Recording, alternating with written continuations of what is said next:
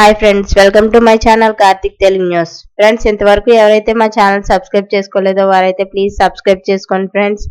అలా అయితేనే మేము పెట్టే ప్రతి వీడియో కూడా మీకు నోటిఫికేషన్ రూపంలో వస్తుంది. అలాగే మీకు వీలైతే మా ఛానల్కి ఒక లైక్ అయితే చేయండి ఫ్రెండ్స్.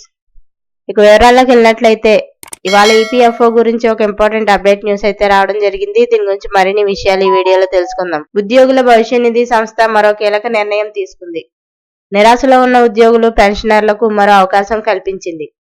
తిరస్కరణకు గురైన ఈపీఎఫ్ఓ అధిక పెన్షన్ దరఖాస్తులను మరోసారి పరిశీలించేందుకు employees provident fund organisation board అవకాశం కల్పించింది. భారతీయ మజ్దూర్ సంఘ్ పోరాటంతో ఈ అవకాశం లభించిందని, తిరస్కరించిన దరఖాస్తులను మరోసారి ప్రాసెస్ చేసేందుకు ఈపీఎఫ్ఓ బోర్డు అంగీకరించిందని బోర్డు సిబిటి సభ్యుడు సుంకరి మల్లేశం తెలిపారు.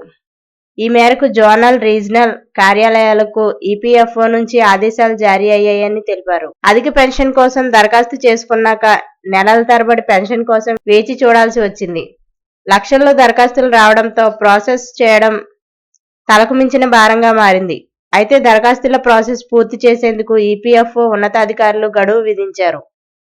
ఇక దీంతో గడువులోగా పూర్తి చేయాలనే ఆలోచనలో సరైన పత్రాలు లేవని, సకాలంలో ఇవ్వలేదన్న కారణాలతో భారీ సంఖ్యలో హయ్యర్ పెన్షన్ దరఖాస్తులను అధికారులు తిరస్కరించారని ఉద్యోగ, పెన్షనర్ల సంఘాలు ఆందోళన వ్యక్తం చేశాయి.